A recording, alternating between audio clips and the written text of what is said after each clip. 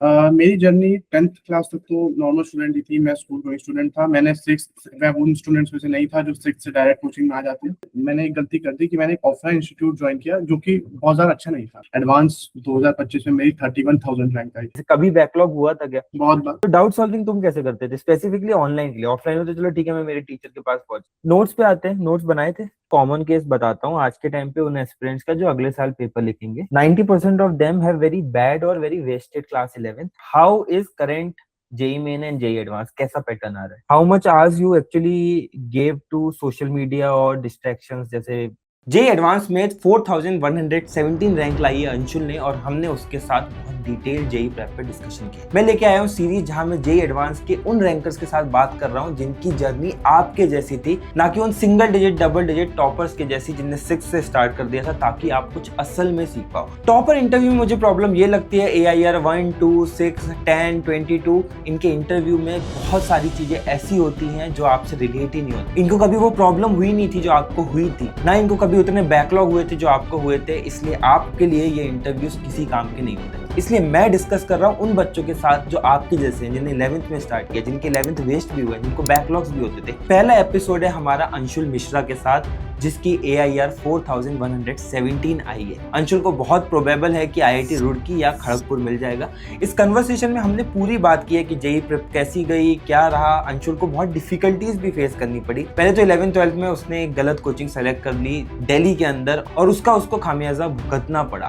First attempt में बहुत बुरी रैंक भी आई जेई एडवांस में, जो लगभग 20,000 के आसपास थी, और यहाँ से रिपीट करके उसने 4,000 के आसपास की रैंक लेके आई। अंशुल IITian बन गया, इतनी अच्छी रैंक ला ली, बट उसको भी बैकलॉग्स हुए थे, उसका भी साल बर्बाद हुआ था। उसके लीस्ट मार्क्स जो टेस्ट में आए थे वो 60 के आसपास थे। पूरी कन्वर्सेशन समझते हैं अंशुल से, लास्ट तक जरूर बने रहना अगर तुम भी एवरेज से एडवांस को क्रैक करना चाहते हो, बिकॉज ये कन्वर्सेशन बहुत मीनिंगफुल होंगे तुम्हारे लिए। Current picture is that you have scored 4100 something rank in JEE Advanced. Yeah. When did you start? उससे पहले 10th तक की जर्नी कैसी थी? And were you very much probable कि यार मैं IIT निकाल ही लूंगा, या फिर it was something कि ये throughout the journey build हुआ है? मेरी जर्नी 10th क्लास तक तो नॉर्मल स्टूडेंट ही थी। मैं स्कूल गोइंग स्टूडेंट था। मैं उन स्टूडेंट्स में से नहीं था जो 6 से डायरेक्ट कोचिंग में आ जाते हैं। मैंने 9th क्लास से बस एक ऑफलाइन इंस्टीट्यूट को ज्वाइन किया ताकि मेरी बोर्ड की प्रिपरेशन अच्छी हो सके। 9th और 10th मैंने उसको अच्छा किया। फिर मैंने 10th के एंड में peer group and all analyse करके सब कुछ मैंने डिसाइड किया कि मैं जेई का एग्जाम दूंगा।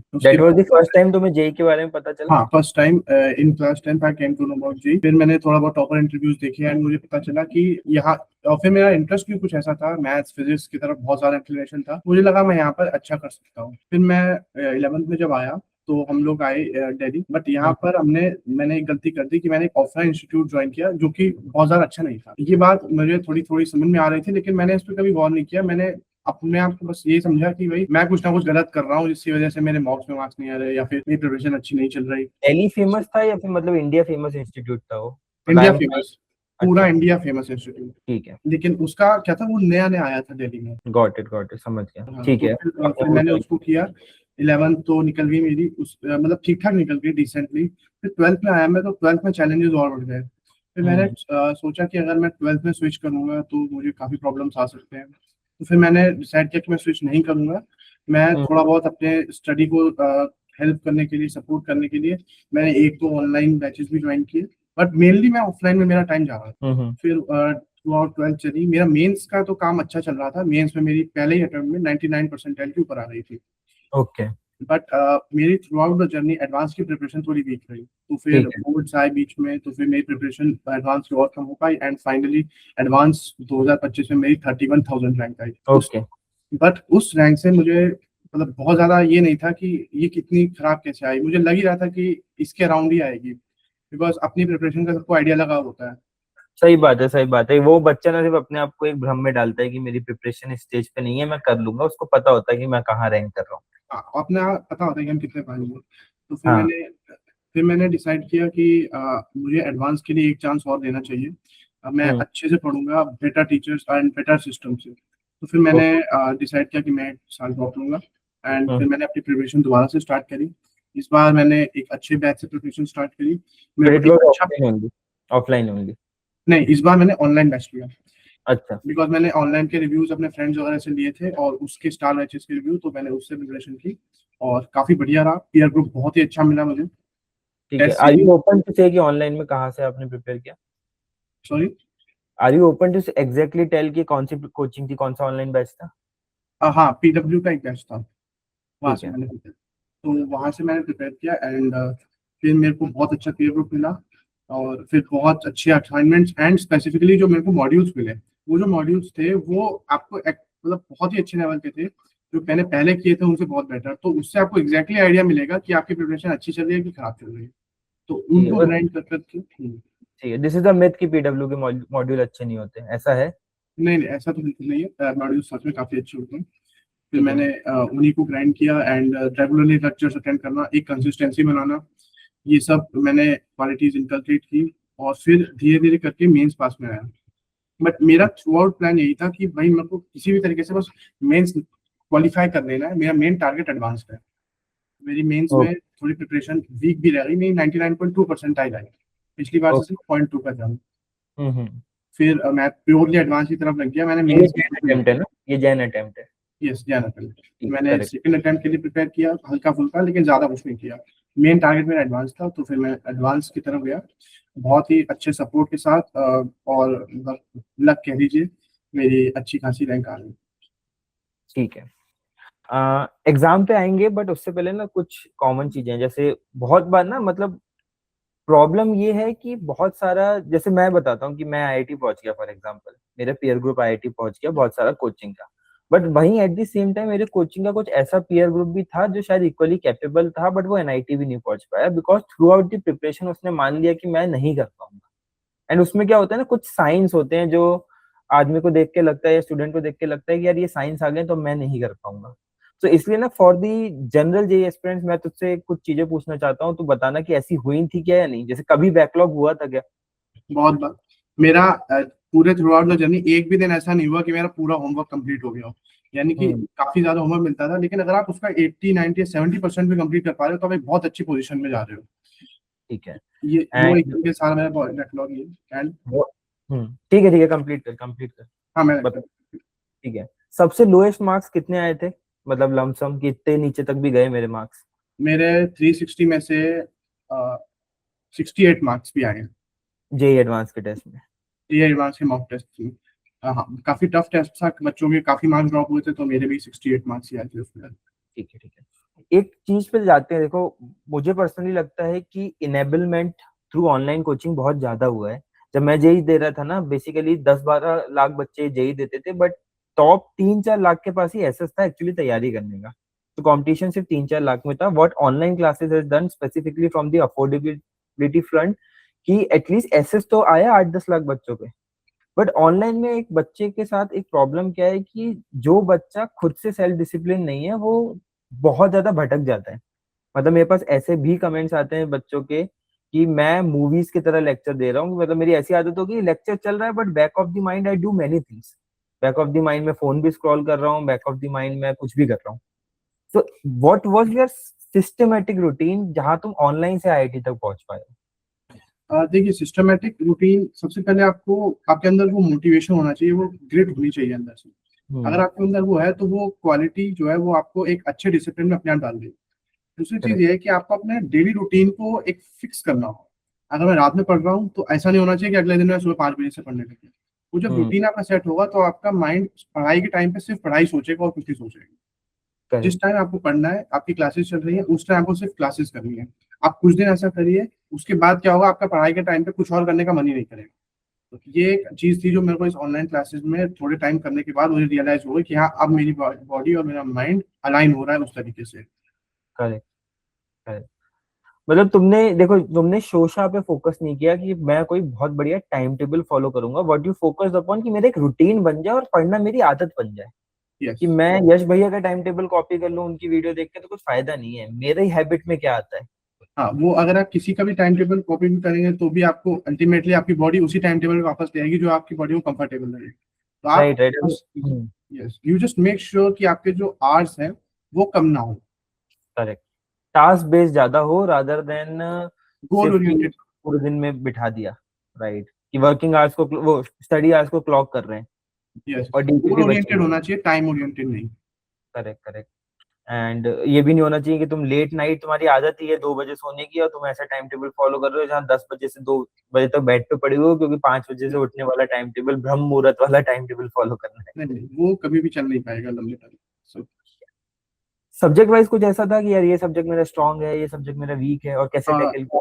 पिछले एडवांस तक तो मेरा मतलब फिजिक्स अच्छा था और हम्म। केमिस्ट्री ठीक ठाक था और मैथ बहुत ही वीक था। पिछले साल के एडवांस में मैथ्स में से 5 मार्क्स आए थे दोनों पेपर ठीक है। मिला के। बहुत ज्यादा मैंने एरर्स की थी, लेकिन फिर मैंने मैथ्स पे बहुत ज्यादा काम किया और धीरे धीरे मैथ्स मेरा फेवरेट बनता गया। मेरे मैथ्स में ही मॉक्स में मार्क्स सबसे ज्यादा आते थे, एडवांस में भी और मेंस में भी। और इस बार भी मेरे 72 मार्क्स ओनली इन मैथ्स आए हैं। तो बहुत कमेंडेबल है तो। तो इसी तरीके से मतलब वो मैंने अपने आप को ग्राइंड इस तरीके से किया कि वो मेरा सब्जेक्ट एक ना एक आपका सब्जेक्ट स्ट्रांग होना चाहिए। किसी का ठीक है। केमिस्ट्री होता है जनरली का, किसी का फिजिक्स होता है, किसी का मैथ्स होता है। ठीक है, मतलब this is a very good point. मतलब अगर बहुत कम ही बच्चे मिलते हैं जिनका मैथ्स वीक होता है, वो इस लेवल तक बेस्ट सब्जेक्ट तक लेके जाते हैं। व्हाट एग्जैक्टली यू डिड कि यार मैथ्स स्ट्रांग हो गया? मैथ्स कि स्ट्रांग 5 मार्क्स से 70 मार्क्स बहुत बड़ा जंप है। वो भी जेई एडवांस में, हम जेई मेन की बात ही नहीं कर रहे। जेई मेन में 70 मार्क्स नहीं ला पाते बच्चे। वो मैंने मैथ्स में सबसे पहले तो आपकी थ्योरी बहुत अच्छे से क्लियर होनी चाहिए। बच्चे हम्म। मिथ में रहते हैं कि मैं सिर्फ एग्जांपल्स कर लूँ, सिर्फ इलस्ट्रेशन कर लूँ तो मेरा काम हो जाएगा। नहीं, हम्म। थ्योरी भी बहुत इंपॉर्टेंट है। थ्योरी सबसे पहले मैंने अपनी जितनी भी वीक थी सारी स्ट्रॉन्ग करी। उसके बाद बेसिक क्वेश्चन से स्टार्ट करिए और आप धीरे धीरे लेवल बढ़ाइए। ये नहीं कि आप डायरेक्ट पीवाईक्यूज पे कूद पड़े या फिर डायरेक्ट आपने मतलब जो अच्छी एक्सरसाइजेज होती है उनकी क्वेश्चन करने लगे। आप धीरे धीरे करिए और जितने भी आपके डाउट्स हैं, डाउट्स रेगुलरली क्लियर करने हैं आपको मैथ्स में। तो अगर आपके डाउट्स पाइल अप होते रहेंगे तो वो हर एक क्वेश्चन एक नया कॉन्सेप्ट आप मिस करते जाएंगे। तो आपको डाउट्स क्लियर करते रहने हैं अपने हमेशा। राइट। इससे दो प्रिपरेशन की दो प्रॉब्लम्स मैंने आइडेंटिफाई की हैं। पहली चीज है कि ऑन बच्चे को आज के टाइम पे लगता है, मतलब जैसे मैं ना एक बहुत कॉमन क्वेश्चन पूछता हूँ बार बार बच्चों से कि तुमने 10 क्वेश्चन लगाए तो कितने सॉल्व हुए? अगर वो 4 भी हुए, दैट इज 40% तो बना पा रहे हो। अब बच्चे हुए 6 जो इम्प्रूव होते हैं ना, वो डाउट सॉल्विंग से होते हैं। अब सिंस ऑनलाइन क्लासेस का माहौल बन गया, लोगों के अंदर से ना डाउट सॉल्विंग वाला एक एलिमेंट ही निकल गया, विच इज वेरी इंपॉर्टेंट। मतलब आप इंडिया के बेस्ट टीचर जिसने AIR 1 मल्टीपल टाइम्स निकाली हो, उससे भी पढ़ोगे तो आप 100% कॉन्सेप्ट ग्रास्प नहीं कर पाओगे। Complete I agree. You are aligned. तो डाउट सॉल्विंग तुम कैसे करते थे स्पेसिफिकली ऑनलाइन के लिए? ऑफलाइन में तो चलो ठीक है, मैं मेरे टीचर के पास पहुंच गया, वो ऑफलाइन में मैं मेरे टीचर के पास पहुंच गया, ऑनलाइन में डाउट सॉल्विंग के क्या मेथड? ऑनलाइन में हमारे पास प्रोविजन होता था कि हम लोग उसी स्लाइड को सेलेक्ट करके हम लोग डाउट्स के लिए डाल सकते थे, तो उससे हम मेरे को क्लियरेंस मिल जाती थी। एंड इसमें मेरा जेमिनाई और ये जो मतलब जितने भी एआई है उन सब ने काफी हेल्प किया। करेक्ट। उससे भी काफी क्लैरिटी मिल जाती है। और स्पेसिफिकली अगर आप किसी एक मेथड से सॉल्व कर रहे हो, आपसे हो गया, लेकिन आपका मन है कि मेरे को दूसरे मेथड से भी सॉल्व करना है और वो आपसे नहीं हो पा रहा, तो वो आपको एआई बहुत अच्छे से हेल्प कर देगा कि आपको कैसे करना है उसको दूसरे मेथड से भी, आप कहाँ गलती कर रहे हो। वो एक वेरी बहुत स्मार्ट अच्छा पॉइंट, वेरी स्मार्ट पॉइंट। तो बेसिकली बताओ एक बार कि जैसे एक क्वेश्चन है, मान लेते हैं ये है। क्वेश्चन में से सॉल्व नहीं हुआ, how can I use Gemini उसकी डाउट सॉल्विंग करने के लिए? देखिए, आप कोई भी क्वेश्चन है आपसे वो सॉल्व नहीं हुई, तो हम्म। आप सबसे पहले तो ये आइडेंटिफाई कर लीजिए कि आप क्या, ऐसा तो नहीं है कि आपको कॉन्सेप्ट आता ही नहीं है। अगर वो आपको आता है, सब कुछ अच्छा है, तो हम्म। आप उसको जेमिनाई में डालिए। वो जो हम्म। भी सॉल्यूशन देगा, स्क्रीनशॉट डाल देना चलेगा ना? स्क्रीनशॉट डालो तो। हाँ स्क्रीनशॉट डाल दीजिए चलेगा। वो आपको ठीक है। सॉल्यूशन पूरा दे देगा। उसके ठीक बाद है। आप उसको सॉल्यूशन को पढ़िए। आपको पता चलेगा कि कोई ना कोई एक पॉइंट ऐसा है जो आप जरूर मिस कर रहे होंगे। वो हम्म। मिस करने वाला पॉइंट आप उठाइए और उसको आप, मैंने तो एक नोटबुक मेंटेन कर रखी थी रजिस्टर, जिसमें मैं सारे वो हर क्वेश्चन के पॉइंट्स लिखता रहता था करेक्ट। कि भाई इसमें ये करना है, इसमें सारी इक्वेशन को x⁶ से डिवाइड करना है, या फिर जो ये छोटे छोटे ट्रिक्स होते हैं, तो इन ट्रिक्स को आप सारे एक जगह लिख लें। ये रेगुलरली आप पढ़ते रहे तो आपको ये सब माइंड में रहेगा आपके। तो जब आपके सामने नया क्वेश्चन आएगा टेस्ट में या कहीं पे भी, तो वो आपको हिट कर जाएगा कि मुझे इसमें ये करना है। बहुत बढ़िया अंशु, मतलब this is really good because लोग टूल्स हैं बट उसका यूज नहीं करते। जैसे एक यूज केस मेरे को आया कि भाई तू अपना भी सॉल्यूशन डाल दे और उससे पूछ ले मैं कहाँ गलत हूँ, यस। मेरा कॉन्सेप्ट कहाँ वीक रह गया, तो डिग डीप कर लेगा कि यार यहाँ से तू गलत है, तू इसको रिवाइज कर ले। फिर उससे ही पूछ लो कि यार मुझे एक नोट्स दे दो इसके लिए। हाँ करेक्ट। फिजिक्स में ये चीज बहुत हेल्प करती है, क्योंकि कई बार आप गलत मेथड लगा रहे होते हैं या फिर आप गलत चीज को गलत जगह लगा रहे होते हो, तो जेमिनी आपकी बात को पकड़ लेता है। वो बहुत ठीक। हेल्पफुल चीज है। नोट्स पे आते हैं, नोट्स बनाए थे? हाँ नोट्स मैंने बनाए थे, कंप्लीटली बनाए थे। और एक एक चीज को मैंने लिखा था, हाईलाइट और वो सब करके। और सबसे ज्यादा जरूरी है नोट्स बनाने से ज्यादा नोट्स को रिवाइज करना। मैंने Correct. नोट्स बहुत ज्यादा रिवाइज करे थे। मैंने इनऑर्गेनिक केमिस्ट्री के नोट्स बहुत ज्यादा रिवाइज करे, ऑर्गेनिक के भी बहुत ज्यादा रिवाइज करे। हाँ, हालांकि मैथ्स में मुझे उतनी ज्यादा जरूरत नहीं पड़ी, क्योंकि मैथ्स में चीज मेरे बार में माइंड में बैठ जाती थी, बट हाँ, नोट्स बनाना और उसको रिवाइज करना बहुत इंपॉर्टेंट है। अंशुल, ये तरीका सही है कि मैंने लेक्चर देखा, नोट्स बनाए और रिवीजन में मैंने वन शॉट खोल लिया और नोट साइड में रह गए? नहीं, ये तरीका थोड़ा सा वेस्ट ऑफ टाइम हो जाता है, क्योंकि आप उसी चीज को दोबारा से आप टीचर मतलब वो एक तरीके से स्पून फीडिंग हो गई। आप जब नोट्स करेक्ट, को दोबारा पढ़ रहे हो तो टीचर की बोली हुई बातें आपको माइंड में दोबारा से याद आनी चाहिए कि हाँ, टीचर इस तरीके से बोल रहा था, करेक्ट। उन्होंने कहा था कि इसको याद रखना, ये इंपॉर्टेंट है। वो सब चीजें जब आपके माइंड में आएंगी तो वो आपके माइंड को डेवलप करेंगी इस तरीके से कि आप एग्जाम में भी वैसे सोचते ठीक है। बच्चे एक गलती करते हैं, मतलब तुम भी बताना ये गलती है या नहीं, कि आजकल क्योंकि ऑनलाइन है तो नोट्स मतलब उनको एक वो मिल गई है, इंडिपेंडेंस मिल गई है कि पॉज करके नोट नोट बना लेता हूँ। तो is this a good tactic या फिर बहुत टाइम वेस्ट होगा? हैं। अब मैं मानता हूँ कि ये ठीक है, मतलब आप पॉज, आप पहले चीज को अच्छे से समझ लें, उसके बाद आप थोड़ा सा पीछे करके पॉज करके नोट्स बना सकते हैं, कोई बुरी बात नहीं है उसमें। बट ऐसा ना ठीक हो कि आप पूरा लेक्चर देख लें उसके बाद नोट्स बनाने बैठे, ऐसा नहीं, सिर्फ 5 या 10 मिनट चीज की जो चीज है उसका नोट्स बनाए। ठीक है, मतलब अगर 1.5 घंटे का लेक्चर है, सिर्फ 15 मिनट एक्स्ट्रा लग जाए तो सही है, बट ऐसा नहीं कि फिर पॉज हो रहा है, बहुत सुंदर सुंदर नोट्स बन रहे हैं, 1.5 घंटे का लेक्चर 3 घंटे में खत्म हो रहा है। हाँ, ऐसा नहीं होना चाहिए। ठीक है, शॉर्ट नोट्स बनाए थे? हाँ, शॉर्ट नोट्स मैंने इनऑर्गेनिक केमिस्ट्री और केमिस्ट्री के तो पूरे ही बनाए थे। मैथ्स के भी मैंने फोनिक सेक्शन एंड ऑल, ये जो चीजें होती है जिनमें हाइलाइट्स वगैरह याद रखने होते हैं, इनके बनाए थे। बाकी फिजिक्स में मुझे कोई खास जरूरत नहीं पड़ी, क्योंकि फिजिक्स में कॉन्सेप्ट मुझे याद आ जाता ठीक है। हाँ, इनऑर्गेनिक की भी एक चीज मेरे को तेरे से बात करनी है। जैसे मेरा पर्सनल अप्रोच इनऑर्गेनिक में ये रहा था कि कुछ दिमाग लगाने की जरूरत नहीं है, ढंग से रटना पड़ता है, और ऑर्गेनिक में भी। दिस इज द रीजन कि मेरे 120 में से 97 मार्क्स आए थे जेई मेन में, क्योंकि मैंने इनऑर्गेनिक ऑर्गेनिक खत्म ही 10 मिनट में कर दिया था। What is your strategy for organic and inorganic? है। ऑर्गेनिक में बच्चे क्या करते हैं, गलती करते हैं कि वो लोग रटते हैं रिएक्शंस को, हर चीज को। करेक्ट। आपको रटना नहीं, आपको सब कुछ मैकेनिज्म बेस्ड पढ़ना है। आपको हम्म। एक एक चीज का मैकेनिज्म दिमाग में करना है आपको। जब भी आप पढ़ लो क्लास के बाद, आपको हर एक रिएक्शन जो आपको पढ़ाई गई उसका मैकेनिज्म आपको खुद से बनाना है, खुद से लिखना है। इवन आपके जो मॉक टेस्ट है उनमें भी मैं डायरेक्ट प्रोडक्ट नहीं बनाता था, मैं मैकेनिज्म माइंड में सोचता था हल्का सा, और उसके बाद में प्रोडक्ट लिखता था। तो ये आदत आपकी बहुत जरूरी है, क्योंकि एडवांस क्या करता है, रिएक्शन के बीच के जो स्टेप्स है उनमें से क्वेश्चंस पूछ देता है कि इसके कितने करेक्ट। मोल कंज्यूम हुए, इसका अटैक इस पे हुआ, तो मतलब इस तरीके से। सेम फॉर इनऑर्गेनिक, आपको इनऑर्गेनिक में बहुत ज्यादा मतलब मैकेनिज्म्स तो नहीं होते हैं, लेकिन हाँ, जहाँ जहाँ पॉसिबल हो पाता है वहाँ वहाँ आपको मैकेनिज्म्स भी याद रखने चाहिए। बाकी इनऑर्गेनिक के जो ऑर्डर्स हो गए कि आयनाइजेशन एनर्जी एंड ऑल जो ऑर्डर्स हैं, इन सबको याद रखने का तो बेस्ट तरीका है, जो बहुत हेल्प किया मेरे को, वो है निमोनिक्स। आप यूट्यूब पे जाइए, जेमिनाई पे जाइए, वहाँ निमोनिक्स आप किसी भी चीज के सर्च कर लीजिए और उसको लिख के रखिए। उन निमोनिक्स को आप रिवाइज करते रहिए, उनसे बहुत हेल्प मिलती है, मतलब सारा सब कुछ याद हो जाता है बहुत आराम से। ठीक है। अंशुल, एक ना बहुत कॉमन केस बताता हूँ आज के टाइम पे उन एस्पिरेंट्स का जो अगले साल पेपर लिखेंगे। 90% of them have very bad और very wasted class 11th। Class 12 start कर दिया है उन्होंने, and they currently have zero hopes कि वो जेई मेन भी क्वालिफाई कर पाएंगे। What should be the approach? देखिए, आपका जो सबसे पहला अप्रोच रहना चाहिए वो होना चाहिए ट्वेल्थ पे जो ऑन गोइंग है, आपको उसको स्ट्रॉन्ग करते हुए चलना है। जैसे जो भी चैप्टर्स आपके चल रहे हैं, आपको पहले उन पे कंसंट्रेट करना है, वो नहीं जाना चाहिए चाहे कुछ भी हो जाए। उसके साथ साथ आपको डेली 1 या 1.5 घंटा ऐसा निकालना है जिसमें आप 11th का कोई कॉन्सेप्ट पढ़ रहे हो। जैसे कि अगर आपका अभी क्लास में इलेक्ट्रोस्टैटिक्स चल रहा है, तो आप ऐसा चैप्टर पढ़िए जो कि उससे रिलेटेड, जैसे आप एसएचएम रिवाइज कर लीजिए, एसएचएम पढ़ लीजिए जो कि उससे रिलेटेड हो। ऐसे ही ट्वेल्थ के हर चैप्टर के साथ पीछे का कोई ना कोई चैप्टर रिलेट करता है। ताकि करेक्ट। आपका जब सिलेबस हो जाए नवंबर के बाद, उसके बाद आपको थोड़े से एक्स्ट्रा आवर्स लगाकर वो जो चैप्टर जो ट्वेल्थ के साथ लिंक नहीं करते हैं, उनको कर लेना चाहिए। करेक्ट। करेक्ट। मतलब डेली बेसिस पे आपको 11th का करना है, ऐसा नहीं करना है कि पहले ट्वेल्थ खत्म कर दिया उसके बाद 11th करने बैठे, तो वो होना बहुत मुश्किल होता है। एंड यही मतलब मुझे लगता है जो बच्चे इसको देख भी रहे होंगे ना, कि क्लैरिटी जब आप निकाल लेते हो ना, आपके अंदर कॉन्फिडेंस आ जाता है, आप बहुत इजीली आंसर दे देते हो कि यार ये कोई बड़ी बात थोड़ी है। जैसे फॉर एग्जांपल, ऑर्गेनिक 12th में शुरू होगा तो जीओसी उससे पहले पढ़ लूंगा, 1-2 दिन पहले। और कुछ चैप्टर 50% 11th का सिलेबस बचा होगा, वो दिवाली हॉलीडेज और 12th खत्म होने के बाद निकाल दूंगा। But it's all about the anxiety जो डेवलप होती है, क्योंकि मतलब शायद मैं मेरे बारे में या फिर जो यूट्यूब पे आईआईटीएंस कंटेंट बनाते हैं उसके बारे में भी गलत बोल रहा हूँ, कि हमने बहुत सारी चीजों को ना बहुत बड़ा बना दिया जो बड़ी नहीं थी। तो what is your ideal solution to a student जिसको बहुत एंजाइटी होती है कि JEE is something very big and मैं लायक नहीं हूँ? देखिए, आपको सबसे पहले स्टैट्स पे जाना चाहिए। आपका 40, 30, 40% मार्क्स में भी बहुत अच्छा रैंक आ जाता है। तो आपको करेक्ट। उस हिसाब आपको ये आपको 300 नंबर नहीं लाने 360 में से, आपका 120 130 में भी बहुत अच्छा रैंक आ जाएगा। तो आपको करेक्ट। एंजाइटी नहीं लेनी, आपको धीरे धीरे चीजों को पढ़ते चलना है और अपना मतलब डेली का जो टास्क है उसको कंप्लीट करते हुए चलना है।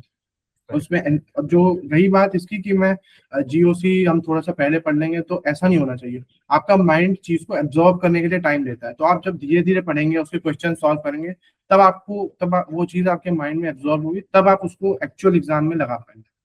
ठीक है। यार मेरी एक और ऑब्जर्वेशन है, मतलब कि आज के टाइम पे ना स्टूडेंट बहुत लेक्चर्स के लूप में फंसा हुआ है। जैसे बिकॉज ना अवेलेबिलिटी एंड अबंडेंस है। जैसे मैं मेरे टाइम पे ऑफलाइन जाता था, उसके अलावा अवेलेबिलिटी ऑफ कंटेंट ही नहीं था, तो मेरी मजबूरी थी सेल्फ स्टडी में क्वेश्चन प्रैक्टिस करके उससे सीखते रहना।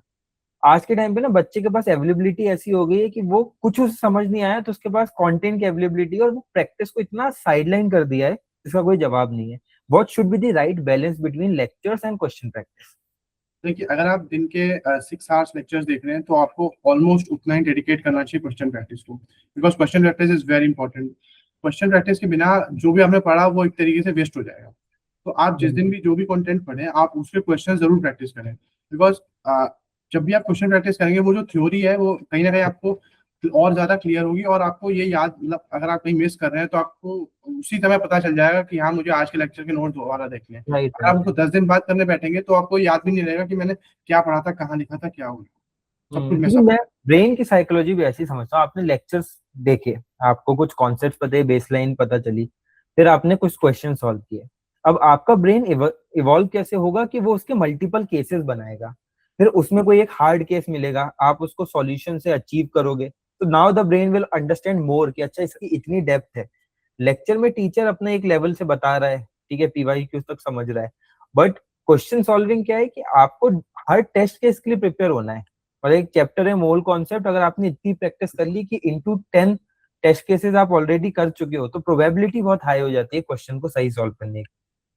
Yes, correct. ये तो बिल्कुल सही है, क्योंकि टीचर क्लास में लिमिटेड इलस्ट्रेशन एंड एग्जांपल्स करवा सकते हैं, बाकी जो हमें करना है वो हमें खुद से ही करना पड़ेगा। तो हमें मैक्सिमम कवरेज अपनी रखनी होगी, ताकि जो भी टेस्ट हैं उस सब पे हम मैक्सिमम नंबर ऑफ क्वेश्चंस को अटेम्प्ट करें।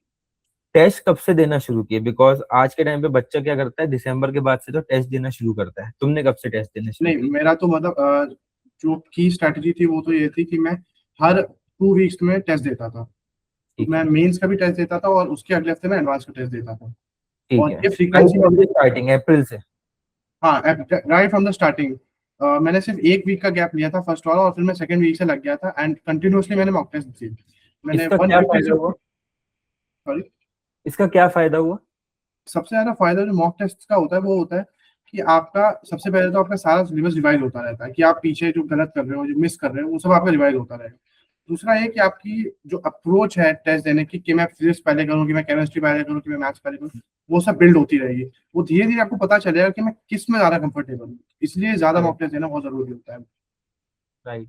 प्लस एग्जाम हॉल का एक एनवायरनमेंट है, आप बच्चों से घिरे हुए हो, एक कंप्यूटर स्क्रीन सामने है, आपने उसकी मतलब टेस्ट की उस चीज की प्रैक्टिस, एनवायरनमेंट की प्रैक्टिस अगर 4 बार 5 बार की होगी तो 200 मार्क्स का आता होगा, तो 150 भी नहीं ला पाओगे, क्योंकि एंजाइटी बिल्ड हो रही है।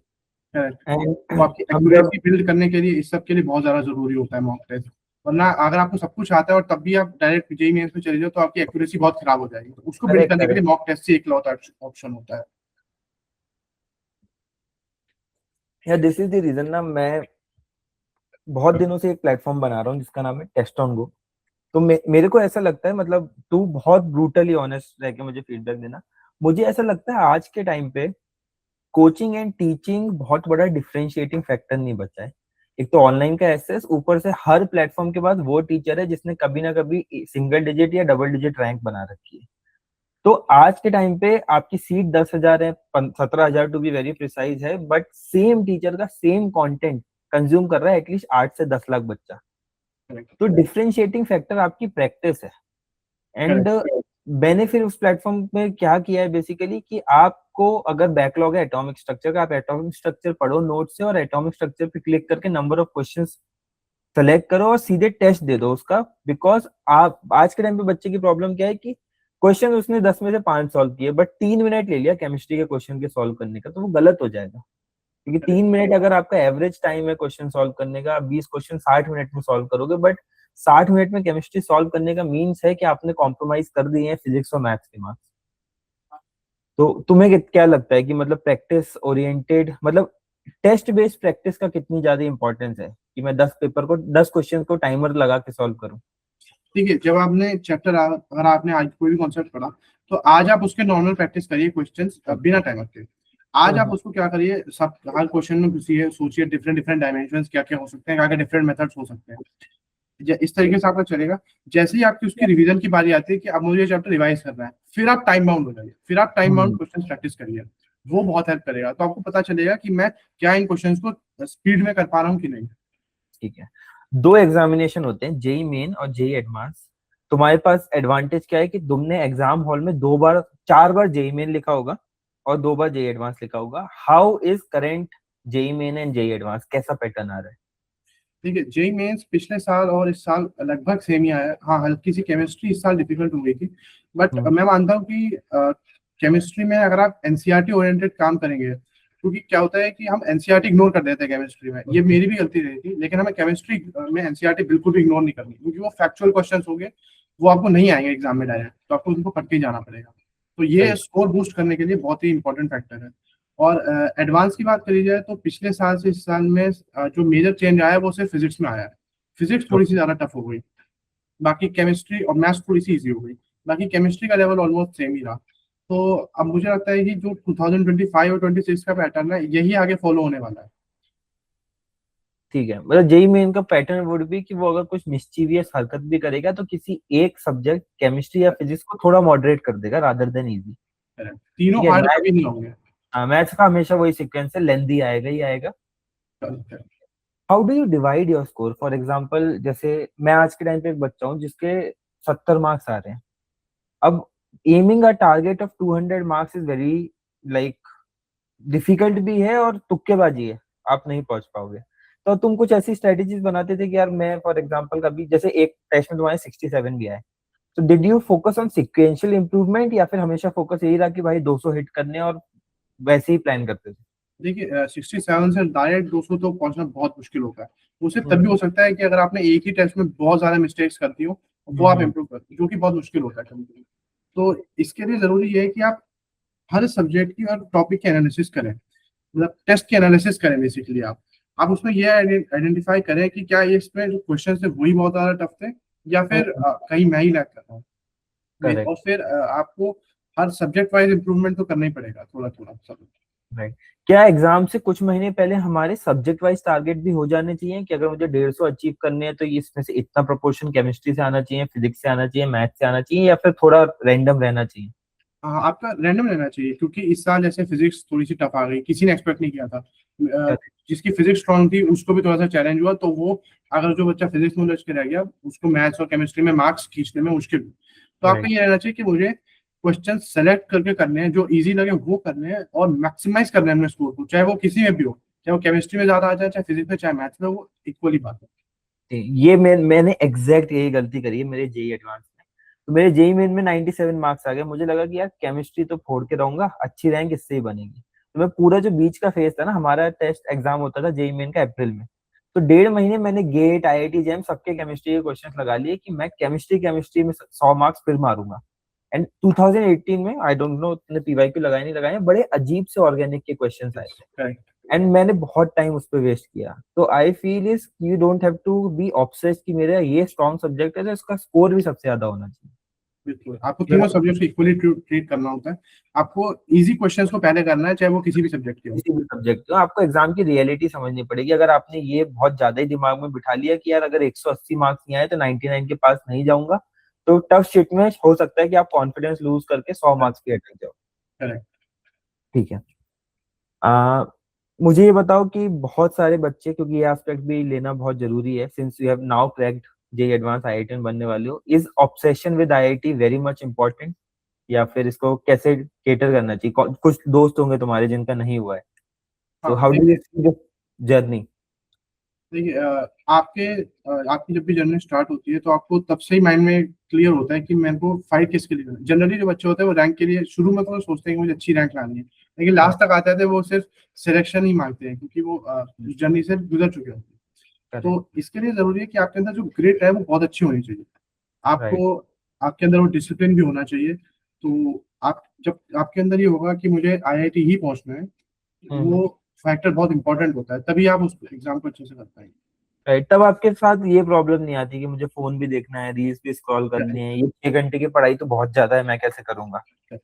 आप जितने ड्रग ज्यादा हाथ मुक्ति बढ़ाएंगे वाला। आपको लगेगा कि ये कम है, मुझे और ज्यादा पुश करना है, इसलिए अच्छा, 31,000 से 4,000 की रैंक का जो ये जंप है, कौन कौन सी मिस्टेक्स थी जो अवॉइड कर दी थी इस बार, या फिर जो सबसे तुमने लगा कि पहली बार की थी तुमने। सबसे बड़ी मिस्टेक जो थी वो थी मेरी केमिस्ट्री और फिजिक्स एंड मैथ्स, एक्चुअली तीनों ही, बट केमिस्ट्री स्पेसिफिकली बहुत ज्यादा वीक थी। तो मैंने केमिस्ट्री को, जैसे मैंने बताया, मैकेनिज्म्स से पढ़ना, बेसिक से पढ़ना, एकदम फंडामेंटल रूट्स तक जाके क्वेश्चन को सोचना, वो सब चीजें स्टार्ट करी। मैंने मॉक टेस्ट का एनालिसिस स्टार्ट किया, पिछले साल मैंने मॉक टेस्ट भी बहुत कम दिए थे, तो मॉक टेस्ट का एनालिसिस हो गया, क्वेश्चन प्रैक्टिस डिसिप्लिन हो गया, रेगुलर क्वेश्चन प्रैक्टिस, ज्यादा क्वेश्चन प्रैक्टिस, और बहुत अच्छे असाइनमेंट सॉल्व करना, ये सब चीजें करने की वजह से इतना बड़ा जंप लिया। राइट, मैं मेरा मॉक टेस्ट के लिए ये रूल है कि अगर आप मॉक टेस्ट दे ही नहीं रहे हो, 100% ब्लंडर कर रहे हो, दे रहे हो तो 50% ब्लंडर कर रहे हो, दे रहे हो और एनालाइज कर रहे हो, then only you are right. Correct, correct, कि that is just a mirror to your preparation, आपको बिल्कुल करेक्ट, आईना दिख जाता है। और टेस्ट, बहुत बच्चे क्या, टेस्ट दिया 100 मार्क्स आया, अब बंद कर दो, अब अगले टेस्ट में बढ़ाने की सोचेंगे, भाई बढ़ाएगा कहाँ से, वो तो चेक कर, वो तो पता होना करेक्ट। चाहिए सेम ना। मिस्टेक्स आपके अगले टेस्ट में भी रिपीट हो जाएंगे अगर आप एनालाइज नहीं हो करें। जाएंगे, हो जाएंगे, बिकॉज यू डोंट नो कि आपके मार्क्स लूज कैसे हो रहे हैं, क्या कॉन्सेप्ट वीक है या फिर कैलकुलेशन एरर कर रहे हो। बहुत सारे बच्चों के मार्क्स इसलिए लूज हो रहे हैं क्योंकि टाइम छूट जाता है, एंड वो एनालाइज नहीं हो पा रहा है कि भाई मैं तो 20 क्वेश्चन तो लगा के ही नहीं आया हूँ। करेक्ट, बिल्कुल। ओके, तो आज के टाइम पे एक लास्ट क्वेश्चन है मेरा तुम्हारे से कि जेई 27 को 7 महीने बचे हैं, तो what should be the like routine बोल दो, या फिर क्या ये 7 मंथ कैसे दिखने चाहिए कि एटलीस्ट 99 परसेंटाइल क्लॉक हो जाए। ये 7 मंथ्स आपको सबसे ज्यादा इंपॉर्टेंट है कि आपको क्लासेस और क्वेश्चन प्रैक्टिस बहुत अच्छे से करने हैं, ये तो करना ही। आप उसके साथ हम्म। आपको सबसे पहले ये देखना है कि मेरा कौन सा सब्जेक्ट है जो ज्यादा पीछे हो रहा है, जो ज्यादा वीक है, उसको ओके। आपको थोड़ा सा ज्यादा टाइम देना है, उसको थोड़ा सा ज्यादा टाइम देना है, और साथ में आपको रेगुलर मॉक टेस्ट देते रहना है। अगर आप इस पर चलेंगे, इस पाथ पर चलेंगे, तो सर्टेनली 99% दूर नहीं। एक रैपिड फायर करते हैं, मतलब सेल्फ स्टडी वर्सेस लेक्चर्स, किसको ज्यादा वेटेज दोगे। Self study. Number of questions per chapter to actually make sense कि ये आपका स्ट्रांग हो गया चैप्टर। अगर एडवांस लेवल तक की बात है तो 150। संडेज को कैसे यूटिलाइज करना चाहिए। और संडेज आपके, अगर आपका वो मॉक टेस्ट वाला संडे नहीं है, तो आपको उसको बैकलॉग्स कवर करने में यूज करना चाहिए। अगर बैकलॉग्स हो गए हैं दैट मींस नहीं निकाल पाओगे आईआईटी, ट्रू और फॉल्स। फॉल्स। ठीक है, तो इसमें बस एक लाइन में टिप भी दे दो कि भाई क्या एग्जैक्ट तुम्हें करना है। बैकलॉग्स करने के लिए वही आपको डेली टाइम निकालना है, थोड़ा थोड़ा। आपको उसको ये नहीं होना चाहिए कि बैकलॉग्स में सारा सिलेबस खत्म हो जाए उसके बाद करूंगा, ऐसा नहीं है। आपको डेली थोड़ा थोड़ा टाइम निकाल के उनको करते रहना बहुत ज्यादा आईआईटी मोटिवेशन कंटेंट देखना, स्पेसिफिकली कैंपस टूर्स वगैरह देखना हेल्प करता है या नहीं करता। है। नहीं, बहुत ज्यादा देखना तो हेल्प नहीं करता है। हाँ, अगर आपको कभी कभी बहुत ज्यादा मॉक टेस्ट में स्कोर्स कम हो तब आप एक आध देख लो तो वो ठीक है, बट हाँ, रेगुलर आपको नहीं देखना चाहिए, बिकॉज वो अल्टीमेटली टाइम का वेस्टेज ही है। How much hours you actually gave to social media और डिस्ट्रैक्शंस, जैसे घूमना फिरना, कितना घंटे देते थे अ, वीकली एवरेज। घूमना फिरना तो मैं ऑलमोस्ट ना के बराबर ही था। हाँ, डेली मैं बस थोड़ा सा, मतलब क्लासेस में रिफ्रेशमेंट के लिए चेस खेलना, एंड बस यही मेरा सोशल मीडिया हुआ था। ठीक है, तो फिर मुझे ना 2-3 एक्टिविटी ऑल्टरनेट बता दो जो सोशल मीडिया में बहुत स्टक हो गया कि इसकी जगह ये कर ले भाई ब्रेक में। अगर आप सोशल मीडिया में बहुत ज़्यादा स्ट्रक हो गए तो आप थोड़ा सा आप मेडिटेशन की तरफ ध्यान दीजिए, ताकि आपका माइंड स्टेबल रहे, काम रहे। दूसरा, आप जैसे मैं तो चेस खेलता था, चेस डॉट कॉम पे, तो आप वो कर सकते हैं। नहीं तो आपको कोई भी अगर गेम स्पोर्ट पसंद हो तो आप वो स्पोर्ट जरूर कर सकते हैं। स्पोर्ट आप कर आधा घंटे बैडमिंटन खेल लीजिए, वो बहुत अच्छा है। ठीक है, एंजाइटी भी निकल जाएगी, माइंड भी फ्रेश हो जाएगा। Yes, complete. स्लीप का कभी इशू आया कि भाई स्लीप बहुत ज्यादा हो रही है। ऐसा तो मतलब ज्यादा तो नहीं हुई कभी भी। हाँ, कम बहुत बार हुई है, क्योंकि जब थोड़ा सा लोड बढ़ता है तो स्लीप अपने आप कम हो जाती है। बट ऐसा नहीं हुआ कि मैं ओवर स्लीप कर गया हूँ। ठीक है, ठीक है अंशुल, आई थिंक ये कन्वर्सेशन भी बाहर निकालने बहुत जरूरी है, बिकॉज तुम बहुत ज्यादा ना रेजोनेट कर रहे हो आज के बच्चे की प्रॉब्लम से। राइट, मेरा पॉइंट यही है कि कोई AIR 1 है 2 है, उसको ये प्रॉब्लम ही नहीं आ रही कि बैकलॉग हो रहे हैं, क्योंकि वो 11th में तो रिवीजन कर रहा है। राइट, 11th में मॉक टेस्ट देना स्टार्ट करते हैं। 11th में फुल सिलेबस मॉक टेस्ट दे रहा है, and those are the people जो ओलंपियाड्स वगैरह निकालते हैं। हमें ये भी मदद करनी चाहिए स्टूडेंट्स की जो इस कंडीशन में फंसे हुए हैं। बहुत अच्छा लगा तुमसे बात करके। एंड कुछ फाइनल वर्ड्स कंक्लूजन्स देना चाहते हो, कुछ बच्चों को मोटिवेट करना चाहते हो, because you have secured a very decent rank, 2 साल में प्रिपरेशन करके 4000 rank is a very decent rank. बस मेरा फाइनल वर्ड यही है कि आपको अपना गोल माइंड में हमेशा रखना है और उसके लिए कंसिस्टेंट एफर्ट लगाते रहना है। आपको ब्रेक्स, मतलब रिफ्रेशमेंट ब्रेक्स तो ठीक है, बट हाँ, आपको बड़े बड़े ब्रेक्स नहीं लेने कि आपका पढ़ाई से बिल्कुल कट ऑफ हो। तो यही मेरा फाइनल। मतलब कंसिस्टेंटली सेल्फ स्टडी करते रहो, बैकलॉग्स मिनिमम रखो, तो आपको नहीं जरूरत है 10 स्ट्रेटेजीज की या 10 ड्रामे की। कंप्लीट आपकी स्ट्रेटेजी अपने आप आपको क्लियर हो जाएगी थोड़े टाइम में। ठीक है, थैंक यू वेरी मच भाई, अच्छा थैंक यू। लगा तुमसे बात करके। Thank you. बाकी आगे क्या क्या प्लान्स है, पेरेंट्स खुश है? हाँ, पेरेंट्स खुश हैं। मुझे अभी भी थोड़ा सा लगता है कि हाँ, थोड़ा सा और रैंक पुश हो सकता था, थोड़ी गलतियाँ कम करता फाइनल एग्जाम में। वो हाँ, बस वही लग रहा है, बाकी तो हाँ ठीक है। तो भी वो तो लगता है यार, मतलब मैं आईआईटी पहुंचा, मेरी सिविल इंजीनियरिंग ब्रांच थी, तो मैंने फर्स्ट सेम में सोचा कि भाई स्विच कर लेता हूँ। मेरे पहले सेम में 9.5 सीपीआई था, ऑलमोस्ट पूरा प्रोबेबल था कि स्विच हो जाएगा, बट सेकंड सेम हिल गया, तो वो तो चलता रहता है। बट आईआईटी के लिए मेरी एडवाइस ये होगी कि जितना एक्सप्लोर कर सको उतना बेटर है, ठीक है। And times are not very good right now for engineering jobs, ठीक है, because we hire, I have a team of more than 40 people, right. तो सिनेरियोज बहुत चेंज हो गए हैं, and those with the best communication skills, those with the allround skills, तुमने तो JEE preparation में भी एआई का यूज किया, those who actually have good command on the AI, दिल B able to get a good decent payout out there, ठीक है। वो बच्चे मत बनना जो जाके सीधे वहां भी आईआईटी में किताबों में घुस गए।